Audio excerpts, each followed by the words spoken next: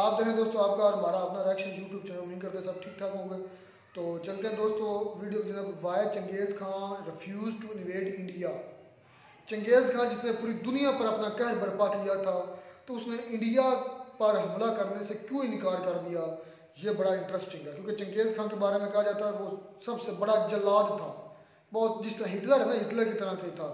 तो खैर देखते हैं कि वो इंडिया से क्या डरता था या क्या वजह थी, इसके पीछे रीज़न क्या था। देखते हैं दोस्तों वीडियो, फिर बात करते हैं। इमेजिन करो कि आप युद्ध के मैदान में खड़े हो, आपके चारों ओर तबाही है और हवा में खून की बूंदें घुली हुई है। This was the world of Changez Khan, इतिहास का सबसे बड़ा मंगोल एम्पायर का फाउंडर और पहला रूलर, एक ऐसा योद्धा जिसके नाम से ही लोग कांप उठते थे। अपने समय का सबसे क्रूर योद्धा जिसने सन 1206 से 1227 के बीच केवल 21 साल में करीब 40 मिलियन लोगों की जान ले ली थी और China, Iran, Iraq, Uzbekistan, Japan, Hungary, Russia, Afghanistan, Siberia और बुल्गारिया सहित 16% लैंड एरिया को मंगोल एम्पायर में शामिल कर लिया था। उसकी फौज एक अनस्टॉपेबल वॉर मशीन थी जो अपने रास्ते में आने वाले हर एक साम्राज्य को धूल में मिलाती जा रही थी। सन 1221 चंगेज़ खान और उसके 50,000 मंगोलियन सोल्जर्स की आर्मी ने पंजाब के कलाबाग में इंडस रिवर के पास ख्वारेज़मियन एम्पायर को एक भयंकर युद्ध में हराकर अभी कैप्चर ही किया था। युद्ध का मैदान खून से लाल हो चुका था, लाशों के ढेर लगे थे। ख्वारेज़मियन आर्मी का आखिरी इंसान भी मारा जा चुका था। चंगेज़ खान की विजय का शोर गूंज रहा था और अब वो इंडस रिवर के किनारे खड़ा भारत की ओर देख रहा था। चंगेज़ खान और दुनिया की सबसे अमीर भूमि भारत के बीच केवल इंडस रिवर थी। चंगेज़ खान को बस अपनी मंगोलियन आर्मी को एक आदेश देना था और दुनिया की 30% जीडीपी वाला अमीर अंपायर उसके कदमों में होता, पर उसने ऐसा नहीं किया। लेकिन आखिर क्यों? दुनिया के सबसे बड़े एम्पायर्स को भी आसानी से धूल चटाकर मिट्टी में मिला देने वाले चंगेज़ खान ने मौका मिलने पर भी अपने सामने मौजूद दुनिया के सबसे अमीर देश भारत पर कोई भी हमला क्यों नहीं किया? वेल तो हेलो गाइस, मैं हूं कौशिक और चलिए शुरू करते हैं।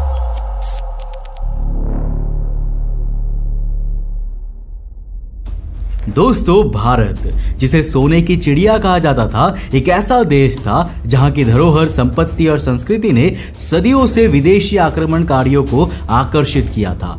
उस समय भारत की भूमि सोने से भी ज्यादा कीमती मानी जाती थी। चंगेज़ खान को भारत को जीतने के लिए बस अपनी आर्मी को इंडस रिवर पार करने का आदेश देना था। उस समय भारत पर शमसुद्दीन इल्तुतमिश की मामलुक डायनेस्टी का शासन था, जिसे साल 1206 में कुतुबुद्दीन ऐबक ने स्थापित किया था।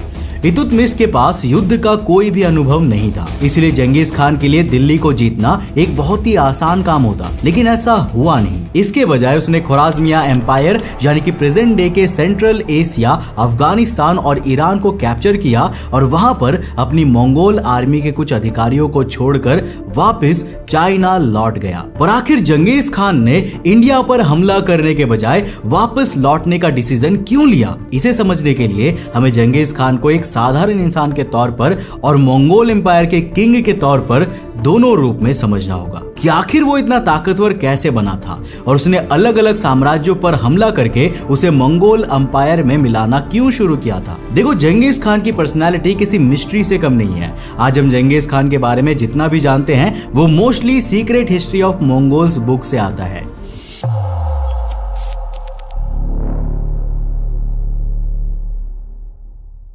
चंगेज़ खान की कहानी का असली राज उसकी शुरुआती जीवन की मुश्किलों में छिपा है। तो चलिए शुरुआत से शुरू करते हैं। सन 1162 में मंगोलिया के खेंती पर्वतीय क्षेत्र में ओनोन नदी के पास तेमुजिन नाम के बच्चे का जन्म हुआ। किसी ने सोचा भी नहीं था कि भविष्य में यही बच्चा दुनिया के सबसे बड़े एम्पायर का राजा बनेगा। तेमुजिन के पिता येसुगिए मंगोलियन बोर्जिगिन ट्राइब के मुखिया थे, जिसके चलते तेमुजिन का शुरुआती जीवन अच्छा भी था। लेकिन जब वो केवल 9 साल के थे ना, तब उनकी जिंदगी एक झटके में बदल गई, क्योंकि उसके पिता को दुश्मन ट्राइब ने जहर देकर मार दिया और ट्राइब के नए मुखिया ने तेमुजिन और उसके परिवार को ट्राइब से निकालकर मंगोलिया के ठंडे पहाड़ी इलाकों में मरने के लिए छोड़ दिया, जहां बिना किसी मदद के होने का मतलब था मौत। लेकिन तेमुजिन और उसके परिवार ने ये कर दिखाया। उन्होंने इन कठिनाइयों से लड़ते हुए खुद को मजबूत बनाया। अब इस मुश्किल लाइफ ने तेमुजिन को यह सिखाया कि ताकत और वेल्थ यानी कि संपत्ति केवल तभी मायने रखते हैं जब आपके पास राजनीतिक ताकत भी हो। उसने अपने पिता के जीवन से यह सीखा कि ताकत और राजनीति की समझ के बिना केवल वेल्थ किसी भी काम नहीं होती, और वो आपसे कभी भी दूसरे राजनीतिक ताकत वाले इंसान द्वारा एक ही झटके में छीनी जा सकती है। और दोस्तों, इसी बात ने तेमुजिन को चंगेज खान में बदल दिया। उसने ये बात अपने दिमाग में इस तरह बिठा ली कि अब उसके सामने केवल एक सपना था, दुनिया का सबसे ज्यादा पॉलिटिकल पावरफुल इंसान बनना, ऐसा साम्राज्य बनाना जिसकी ताकत के सामने कोई भी सर ना उठा सके। और उसने ऐसा किया भी, क्योंकि केवल 25 सालों में ही उसने दुनिया का सबसे बड़ा और पावरफुल साम्राज्य स्थापित किया, जिससे लड़ने के बारे में कोई भी सोच नहीं सकता था। पर सवाल यह आता है कि आखिर चंगेज खान को दूसरे एम्पायर्स को इन्वेड करने का डिसीजन कैसे आया।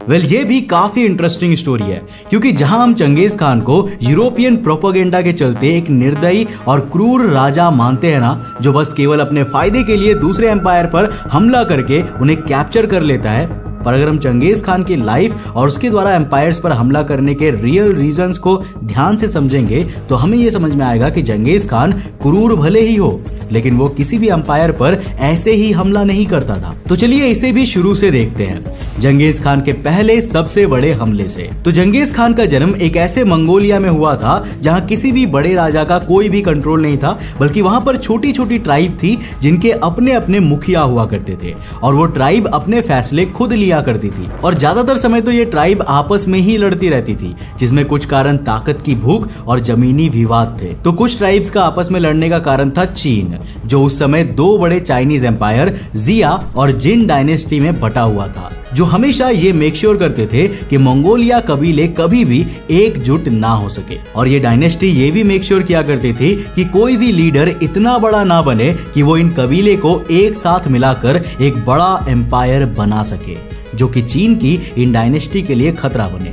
लेकिन चंगेज खान इकलौता ऐसा लीडर था जो इन सभी ट्राइब्स को एक साथ जोड़ पाया था, जिसके कारण सन 1206 में मंगोलियन ट्राइब्स को एकजुट करके तेमुजिन ने खुद को चंगेज खान घोषित कर दिया, जिसका मतलब था यूनिवर्सल रूलर। उसने मंगोल ट्राइब्स को एकजुट किया और अपनी सेना को इतना मजबूत बनाया कि उसने सबसे पहले अपने दुश्मन चाइना पर हमला करने का फैसला किया। यह हमला सन 1211 में हुआ था और चंगेज खान का सबसे पहला टारगेट था जिया डायनेस्टी, जिससे डायरेक्ट लड़ना काफी मुश्किल था। इसीलिए चंगेज खान ने पहले इस डायनेस्टी को कमजोर करने का फैसला किया और उस समय नॉर्थ चाइना के कई महत्वपूर्ण शहरों को आग लगा दी, जिसमें लाखों लोगों की जान चली गई। उसने जिया डायनेस्टी के कैपिटल ज़ेनजुन में सीधा एंटर करने के बजाय उसे चारों ओर से घेर कर ब्लॉक कर दिया। इस तरह चंगेज खान की सेना ने महीनों तक जिया डायनेस्टी के कैपिटल को घेरे रखा, जिसके कारण पूरी राजधानी में भूखमरी फैल गई और लोग भूख से तड़प तड़प कर मरने लगे। और चंगेज खान की यह स्ट्रैटेजी इतनी सक्सेसफुल निकली कि जिया डायनेस्टी के किंग ने चंगेज खान के सामने सरेंडर कर दिया। इस तरह पूरा नॉर्थ चाइना मंगोल एम्पायर यानी कि चंगेज खान के कंट्रोल में आ गया। और अब बारी थी चाइना के ईस्ट हिस्से को कंट्रोल करने वाले दूसरे एम्पायर जिन डायनेस्टी से बदला लेने की, जिस पर चंगेज खान ने सन 1215 में हमला किया और राजधानी बीजिंग में हिस्ट्री के सबसे बड़े मैसेकर को अंजाम दिया। और अंत में यहां भी जीत चंगेज खान की ही हुई और दोनों एम्पायर अब चंगेज खान के मंगोल एम्पायर का हिस्सा बन गए। इस समय चंगेज खान दुनिया के सबसे बड़े एम्पायर्स में से एक एम्पायर को खड़ा कर चुके थे और अब उनका किसी से भी लड़ने का कोई भी मन नहीं था। लेकिन फिर दोबारा कुछ ऐसा हुआ जिसके चलते उसे जंग में उतरना पड़ा। तो पड़ोसी कारा खिताई एम्पायर ने मंगोल एम्पायर पर एक बड़ा हमला कर दिया था और मंगोल एम्पायर की एक बड़ी सिटी को कैप्चर करके उसके राजा को मार दिया था, जो कि चंगेज खान का ग्रैंड सन इन लॉ था। यह हमला चंगेज खान के एम्पायर पर था, जो कि उसकी ताकत को एक चुनौती थी। इसीलिए सन 1218 में चंगेज खान ने पूरे कारा खिताई एम्पायर के साथ जंग छेड़ दी और कुछ ही समय में पूरे के पूरे एम्पायर को डिस्ट्रॉय कर दिया और वहां पर एक भयंकर तबाही मचाई, जिसने दुनिया भर के एम्पायर्स के बीच चंगेज खान की एक क्रूर और निर्दयी योद्धा की इमेज बना दी। इस जंग के बाद कारा खिताई एम्पायर भी चंगेज खान के मंगोल एम्पायर का हिस्सा बन गया और अब चंगेज खान दोबारा दोबारा अपने एम्पायर पर शासन करने में बिजी हो गया। इस समय उसके अधिकारियों ने उसे सलाह दी कि उसे अपने एम्पायर को और अमीर बनाने के लिए दूसरे एम्पायर्स के साथ ट्रेड रिलेशन बनाने चाहिए। चंगेज खान ने एक अच्छे राजा के तौर पर इन सुझावों को माना भी और मंगोल एम्पायर के पास मौजूद खुराजमिया एम्पायर से व्यापारिक रिश्ते बनाने के लिए वहां पर अपने 500 स्ट्रॉन्ग ट्रेड डेलीगेशंस भेजे। पर शायद चंगेज खान का ये शांत स्वभाव खुराजमिया के उस समय के रूलर अलाउद्दीन मोहम्मद सेकंड को पसंद नहीं आया। उसने अपने एम्पायर के एक शहर के एडमिनिस्ट्रेटर शाह को कहकर मंगोल एम्पायर से आए चंगेज खान के सारे ट्रेड डेलीगेशन को बेरहमी से मरवा दिया और ये चंगेज खान के मंगोल एम्पायर को एक और बड़ी चुनौती थी। लेकिन उस समय चंगेज खान ने थोड़ा सूझबूझ के साथ काम लिया, या फिर कहें कि चंगेज खान अब युद्ध से इतना बोर हो चुका था कि उसने यहाँ पर सीधा हमला करने के बजाय शांति से बात करने की एक और कोशिश की, जिसके लिए उसने दूसरी बार अपने 3 बड़े एम्बेसडर को भेजकर मंगोल के ट्रेड डेलीगेशंस को मारने वाले ओटार सिटी के एम्बेसडर को मंगोल एम्पायर को सौंपने की बात कही, ताकि अपने ट्रेड डेलीगेशन की मौत के लिए मंगोल एम्पायर में ले जाकर उन्हें सजा दी जा सके। लेकिन खुराजमिया एम्पायर के राजा ने यहाँ अपने जीवन की सबसे बड़ी मिस्टेक कर दी और उन तीनों एम्बेसडर को पूरे शहर के सामने बेइज्जती करके उनमें से एक की बेरहमी से जान ले ली और 2 को वापस जाकर चंगेज खान को उनकी खुराजमिया में हुई बेइज्जती के बारे में बताने को कहा। और अब चंगेज खान के सबर का बांध भी टूट चुका था और चंगेज खान अब इस बेइज्जती का एक कड़ा जवाब देना चाहता था, जिसके लिए उसने अपने 50,000 सैनिकों के साथ मिलकर सीधा खुराजमिया की ओर चढ़ाई कर दी और अपने रास्ते में आने वाले हर एक शहर में लाशों के ढेर लगा दिए। लेकिन यह युद्ध आसान नहीं होने वाला था, क्योंकि खुराजमिया के पास भी एक बहुत बड़ी सी आर्मी थी। ऊपर से वो अपने घर में थे और मंगोल आर्मी को सीमा पार करके उनकी जमीन में आकर उन पहाड़ी इलाकों में लड़ना था, जिनके सबसे ऊंचे पॉइंट पर खुराजमिया एम्पायर के सैनिक ऑलरेडी तैनात थे। लेकिन इन सबके बावजूद चंगेज खान और उसकी सेना ने खुराजमिया के एक एक सैनिक को बेरहमी से मार दिया, जिससे पूरे खुराजमिया एम्पायर में डर फैल गया। खुराजमिया का रूलर अलाउद्दीन मोहम्मद सेकंड इस हमले से इतना डर गया कि उसने चंगेज खान से बचने के लिए अपने गद्दी ही छोड़ दी और डर कर कैस्पियन सी के एक आइलैंड पर भाग गया, जिसके तुरंत बाद साल 1220 में उसकी गद्दी उसके बेटे जलालुद्दीन मिकबुरनु को मिली। अब वो भी क्या कर पाता, क्योंकि उसकी सेना को ऑलरेडी चंगेज खान द्वारा कुचल दिया गया था और अगर वो अपनी राजधानी में अभी भी रहता तो जल्द ही चंगेज खान राजधानी में पहुंचकर उसे भी मार डालता। इसलिए उसने भी अपने पिता की तरह अपनी गद्दी छोड़कर भागने का फैसला किया और जलालुद्दीन भागते हुए दिल्ली आ गया, जहां पर उस समय शमसुद्दीन इल्तुतमिश का राज था। अब चंगेज खान चाहता तो केवल सिंधु नदी को पार करके इंडिया में जा सकता था और दिल्ली सल्तनत को डिस्ट्रॉय करके उस समय की दुनिया की रिचेस्ट कंट्री यानी भारत पर अपना कंट्रोल कर सकता था, पर उसने ऐसा नहीं किया, जिसके पीछे इतिहासकारों की कई सारी थियरीज है।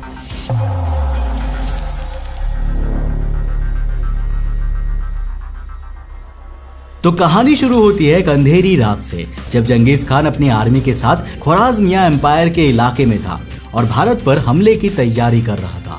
उसने एक अजीब सपना देखा। सपने में एक यूनिकॉर्न जो उज्बेकिस्तान और भारत के बॉर्डर के बीच में मौजूद था, उसने चंगेज खान को भारत में घुसने से मना कर दिया और वापस चीन लौटने को कहा। चंगेज खान कितना भी क्रूर हो, पर वो धार्मिक चीजों में काफी विश्वास रखता था और उसने इस सपने को एक डिवाइन इंटरवेंशन माना और उसने भारत पर बिना हमला किए वापस लौटने का फैसला लिया। पर क्या सच में एक सपना एक महान योद्धा को अपनी योजना बदलने के लिए मजबूर कर सकता है? यह सवाल आज भी हिस्टोरियंस के मन में गूंजता रहता है। जिसके बाद आती है एक दूसरी थियरी।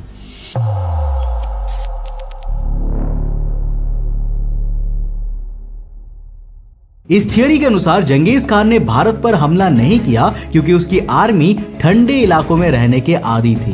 भारत का गर्म वातावरण और चैलेंजिंग ज्योग्राफी उसकी आर्मी के लिए मुश्किल हो सकती थी।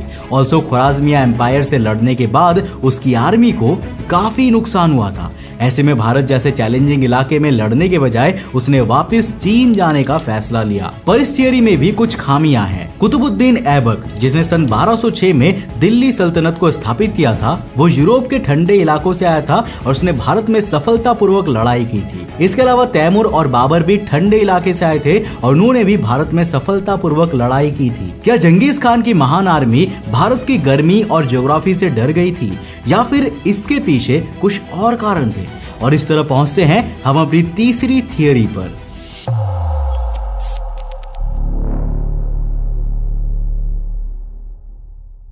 तो जैसा कि हमने चंगेज खान के जीवन को समझा कि चंगेज खान किसी भी एम्पायर पर बिना किसी ठोस कारण के हमला नहीं करता था। उसका हर हमला किसी बड़ी वजह से ही होता था। एग्जाम्पल के लिए उसने चाइना की जिया और जिन डायनेस्टीज पर इसीलिए हमला किया क्योंकि इन्होंने मंगोलियन ट्राइब्स पर लंबे समय से बहुत से अत्याचार किए थे।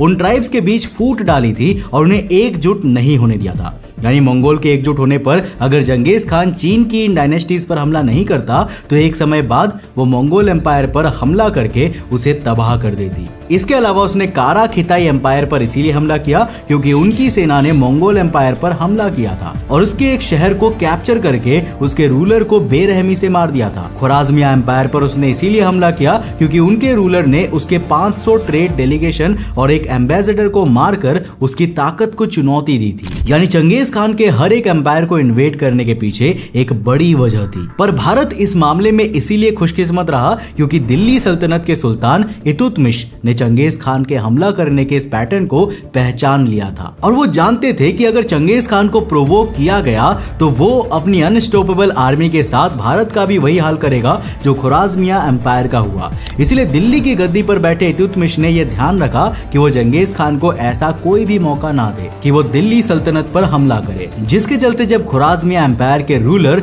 जलालुद्दीन मिकबुरनु चंगेज खान के डर से भागते हुए दिल्ली सल्तनत में पहुंचा तो इल्तुतमिश ने उसे शरण देने से साफ इनकार कर दिया। पर क्या चंगेज खान के पीछे हटने का असली कारण यही पॉलिटिकल स्ट्रेटेजी थी?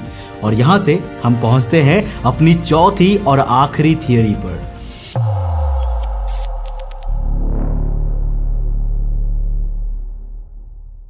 देखो, जब चंगेज खान ख्वाराज़मिया एम्पायर पर हमला कर रहा था उसी समय चाइना की सिया डायनेस्टी के किंग ने उसके खिलाफ बगावत कर दी थी। ये चंगेज खान के लिए एक बड़ा धोखा था। उसे तुरंत यह तय करना था कि वो भारत पर हमला करे या फिर अपनी शक्ति को बनाए रखने के लिए पहले जिया डायनेस्टी को कुचल दे। और जैसा कि हमने समझा कि चंगेज खान की लाइफ का सबसे बड़ा लेसन यही था कि वो दुनिया का एक ऐसा ताकतवर किंग बने जिसकी ताकत को कोई भी चुनौती ना दे सके। और क्योंकि ये बगावत उसके ही एम्पायर में हुई थी और उसके ताकत को सीधी चुनौती थी, इसीलिए उसने चीन लौटने का फैसला किया और सिया डायनेस्टी को पूरी तरह से नष्ट कर दिया। शायद उसने ये भी सोचा होगा कि चीन में हुई इस बगावत को कुचलकर वो दोबारा भारत को इन्वेड करने के लिए लौटेगा। लेकिन अब चंगेज खान के जीवन पर एक और मोड़ आया जो कि उसके जीवन का आखिरी मोड़ था और वो थी उसकी मौत।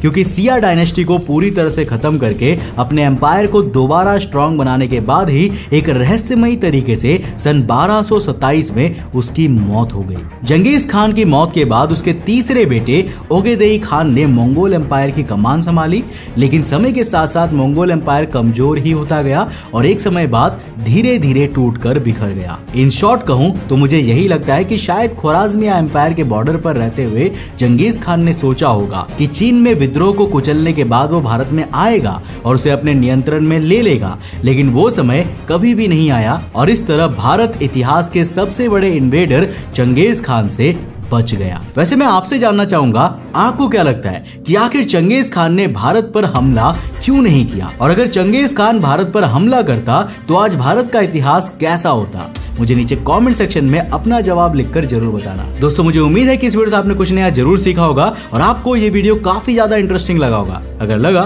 तो इस वीडियो को लाइक करने के साथ साथ अपने दोस्तों के साथ जरूर शेयर करना। अगर आप नए हो चैनल पे तो चैनल हालांकि इतना बड़ा युद्ध था क्योंकि जिस तरह भाई ने बताया वो बहुत बड़ा धार्मिक चीज़ों पर ना बिलीव करता था। ये चीज़ सच है कि मतलब वो मजहबी रिलीजन चीज़ों को बहुत इंपॉर्टेंस देता था। जो है ना अपना मतलब मुझे लगता है ना, मैं एक मिनट मैं इसकी एक्सप्लेनेशन दे दूँ, पहले आप बाद में बोल रहा हूँ। मुझे लगता है कि वो ख्वाब वाला भी सीन ठीक हो सकता है और एंड वाला जो वजह है ना वो ये दोनों मुझे वैलिड लगती है। क्योंकि जो शमशुद्दीन अल्तमश थे ना, मतलब जो उस वक़्त के इंडिया या दिल्ली के राजा समझ या हुक्मरान थे, वो बहुत ज़्यादा धार्मिक थे, मुस्लिम थे और शमसुद्दीन अल्तमश के बारे में ही आता है कि ख्वाजा मोइनुद्दीन चिश्ती के जो उस्ताद थे या पीर थे, मुर्शद थे, बख्तियार काकी रहमतुल्लाह अलैह, उनके बहुत बड़े मतलब के मानने वाले थे शमसुद्दीन अल्तमश। और शमसुद्दीन अल्तमश खुद अल्तमश का नाम है, और शमसुद्दीन अल्तमश खुद एक अल्लाह वाले थे, क्योंकि कहते हैं कि हाँ हज़रत जब ये शमसुद्दीन अल्तमश वफ़ात पाई, इंतकाल किया था, तो उस वक़्त जो थे ना ऐलान इन्होंने करवाया था कि मेरा जनाजा वो बंदा पड़ा है जिसकी असर की सुनते जो गैर मुक़दा है, असर की सुनते कज़ा ना हों। बख्तियार काकी रहमतुल्लाह उनके मुर्शिद थे, जब वो फौत हुए थे तो उन्होंने कहा था कि मेरी 3 शर्तें, मेरा जनाजा हाँ आदमी पढ़ाएगा। वही ना, मैं उधर ही आ रहा हूँ, मतलब मेरा उल्ट मतलब कि हज़रत बख्तियार काकी रहमतुल्लाह अलैह जो उनके मुर्शिद थे, उन्होंने कहा था कि मेरा जनाजा बंदा वो पढ़ाए जिसकी असर की कभी भी जो चार गैर मुक़दा सुनते हैं वो कज़ा ना हुई, मतलब वो उसने कभी भी ना छोड़ी हो।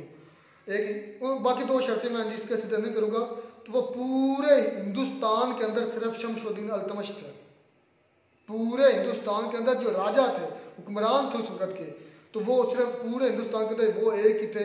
और उन्होंने फिर ये बयान भी दिया था, ये बाकायदा हिस्ट्री है, हमने हिस्ट्री पढ़ी है, हमारे उलमा कराम बताते हैं। तो उस वक़्त फिर शमसुद्दीन अल्तमश ने कहा कि बख्तियार का कि मेरा बहुत बड़ा राज था जो तुमने फाश कर लिया।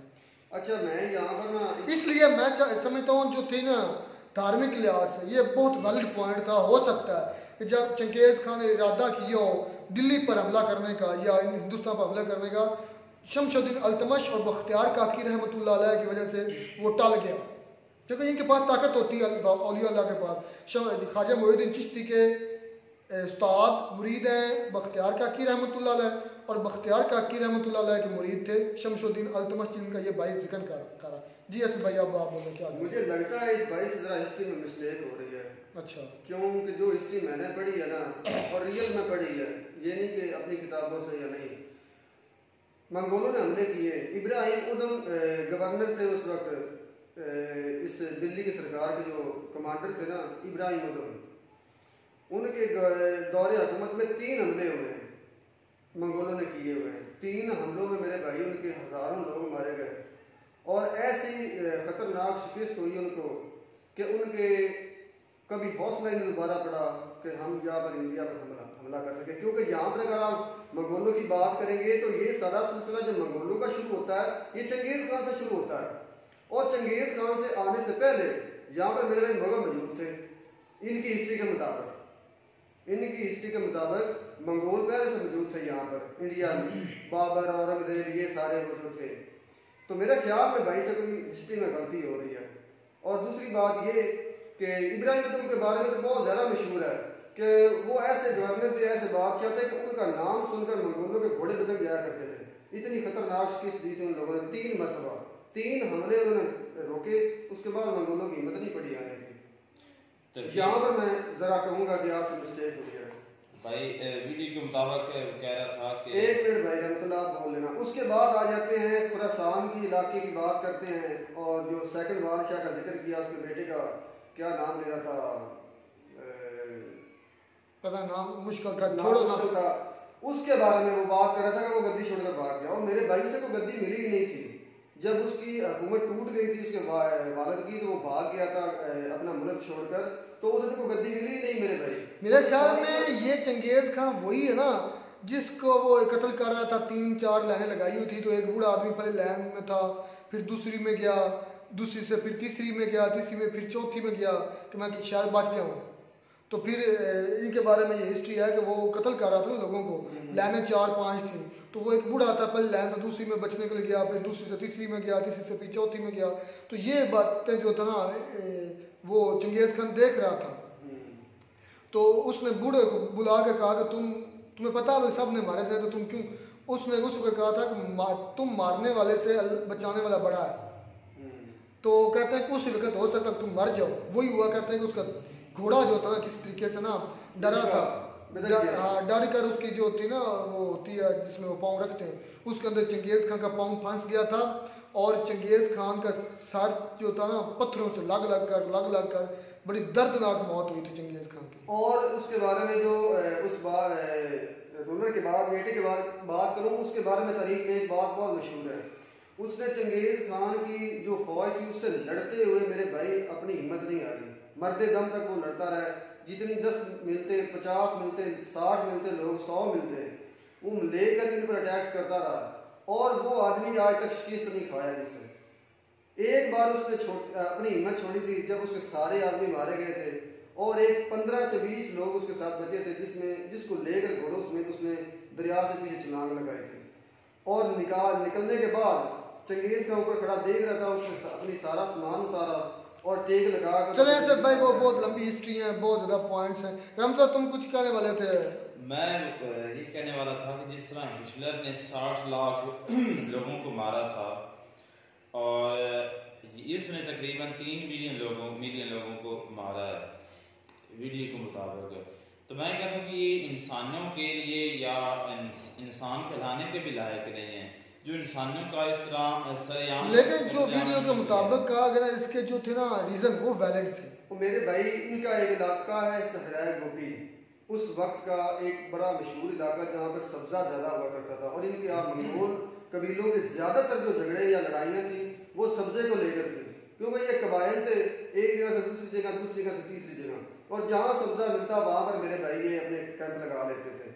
तो जब इसने उस इलाके को फतह किया तो इसने ऐलान किया कि पूरे इस सहराए गोभी के जो बादशाह या गवर्नर, जो 2 भी बड़े लोग हैं, वो मेरे साथ इकट्ठे आए, मैं उनसे बात करना चाहता हूँ। तो उसने दिखाया कि ये हमारा इलाका है, इस इलाके से बाहर जोग्राफिया देखो आप। अच्छा भाई, तुम तो बहुत बरीकी में चले गए हो, हमें इतनी मुझे इससे काफी हद तक पता है। बरीकी में जाने की हमें इतनी ज़रूरत नहीं है, लेकिन इतना ज़रूर है कि जो पहला पॉइंट वो वैलिड था और दूसरा पॉइंट भी बहुत वैलिड है मेरे नज़दीक। दूसरा पहले से भी ज़्यादा, दूसरा कह रहा हूँ एंड वाला पहला 2 पॉइंट बड़े वैलिड है। एंड वाला मेरे नज़दीक सबसे वैलिड है कि जो जब उधर हो गई थी, बगावत हो गई थी चाइना डायनेस्टी में दोबारा, तो उसको कुचलने के लिए वो, क्योंकि जाहिर बात है घर में पहले सफाया ज़रूरी होता है, तो उसको उसके माइंड में शायद ये हो कि मैं उधर वाली जो बगावत उसको कुचलूँगा और कुचल कर दोबारा इधर इन्वेड करूँगा। तो ये 2 वैलिड पॉइंट थे। शमशुद्दीन अल्तमश वाला ये भी मैं मान सकता हूँ क्योंकि वो बहुत अल्लाह वाले, बहुत बड़े बुजुर्ग थे, वलीउल्लाह के शागिर्द थे, और वलीउल्लाह वो खुद भी वलीउल्लाह थे एक किस्म के, ठीक है ना। और वलीउल्लाह को हाथ डालना कोई इतना आसान नहीं होता। तो ये 2 वैलिड पॉइंट जो है ना मुझे लगे हैं। ख्वाजा, अगर आपने वलीउल्लाह को चेक करना तो आपने हिंदुस्तान के अंदर बख्तियार काकी रहमतुल्लाह अलैह, ख्वाजा गरीब नवाज, ख्वाजा मोहिउद्दीन चिश्ती रहमतुल्लाह अलैह, और मेरे सबसे ज़्यादा वलीउल्लाह में सबसे ज़्यादा फेवरेट जो है अली अहमद पिया साबर कलियर शरीफ में, उनको देख लें। किसी की हिम्मत है उधर कोई हाथ डाल सके। अगर मैं कलियर शरीफ अली अहमद साबर की लाइफ स्टाइल और उनकी जो जलालत पर अगर मैं आ जाऊँ ना तो शायद रात गुजर जाए। जो जितनी मुझे उनकी हिस्ट्री का पता है, जितनी मुझे ख्वाजा गरीब नवाज की हिस्ट्री का पता है, तो उधर से हिंदू भी मुरादें पाते हैं, मैंने देखे हैं।